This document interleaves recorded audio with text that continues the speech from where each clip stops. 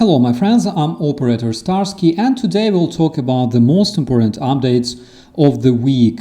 Failing Russian offensive that continues in the East Ukraine, good Ukrainian drones decimating Russian military, oil and gas industry, Russian invaders populating deserted Ukrainian territories with settlers from Russia, and the closest Russian allies seizing the procurement of the Russian oil. You're watching the Frontline Focus.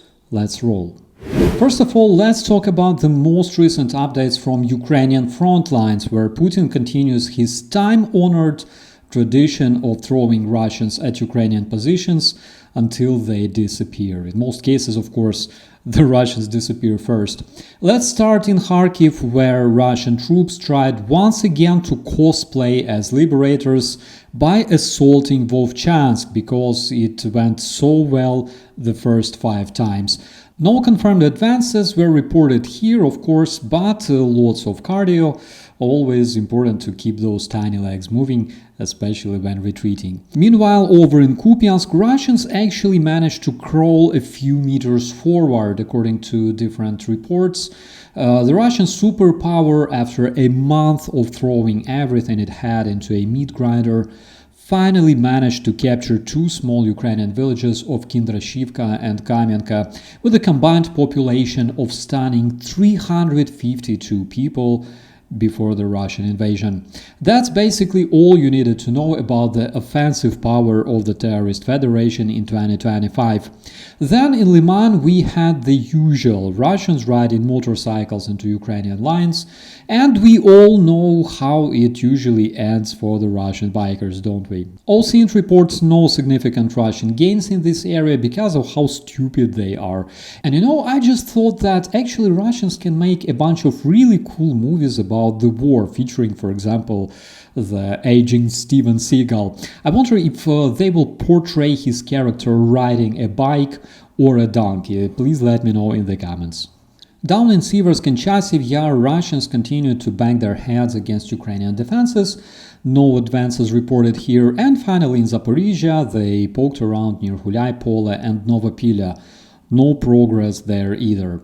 And you probably want to know why. Well, if you're tired listening to me explaining every time that Russia's armored vehicles are mostly destroyed and therefore almost never used these days to support their infantry, in this case you may probably check, for example, Douglas McGregor, who says that actually Russia didn't even start fighting for real. Who knows, maybe they're waiting until their last tank is destroyed and then they will deploy, for example, their balalaika ensembles. You're laughing, but in fact Steven Seagal wearing Russian kokoshnik and fafudia is a chilling experience. So to summarize, like a drunk guy in a nightclub tries to flirt with everyone at once and fails.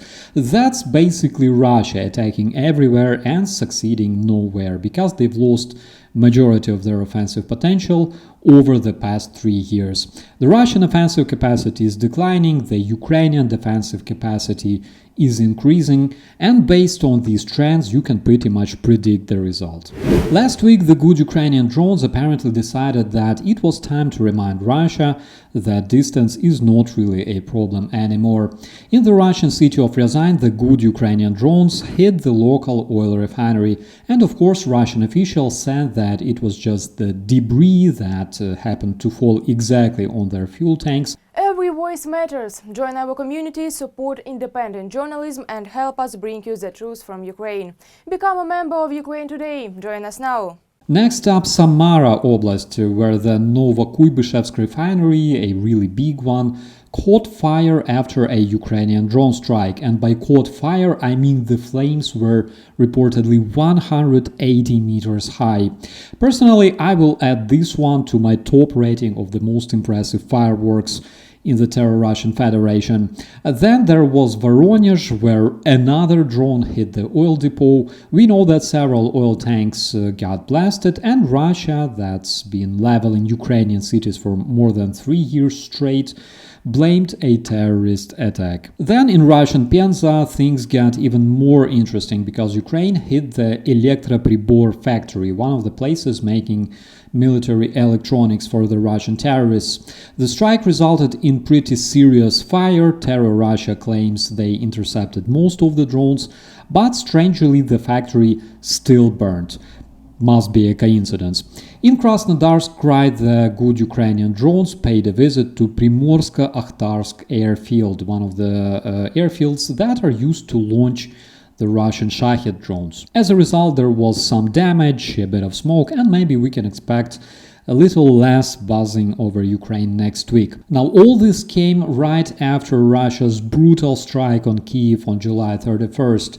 We're talking 300 drones and missiles that resulted in 31 civilians dead and dozens injured. Ukraine, without shouting and without drama, rightfully responded with precision drone strike across multiple Russian regions, taking out fuel infrastructure, military infrastructure, and Russian morale. So while Moscow is still pushing the whole "we've got everything under control" narrative, Ukrainian drones are flying hundreds and thousands of kilometers and punching holes in Russian military and oil industry, making the Russian citizens extremely happy to see their special military operation coming home. While the Russian oil refineries keep burning, the Russian oil exports also face hard times.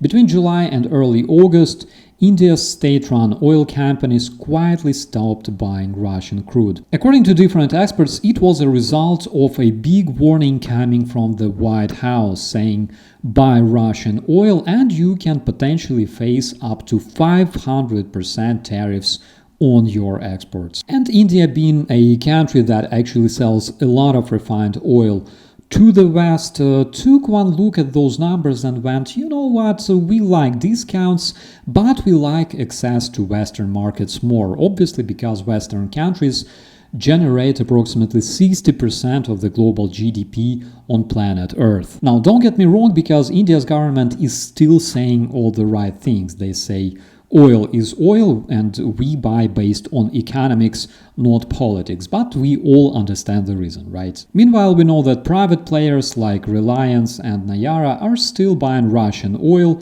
for now because they're getting nervous, especially with European sanctions tightening on refined products. And of course, there's still China that continues buying Russian oil with a big discount.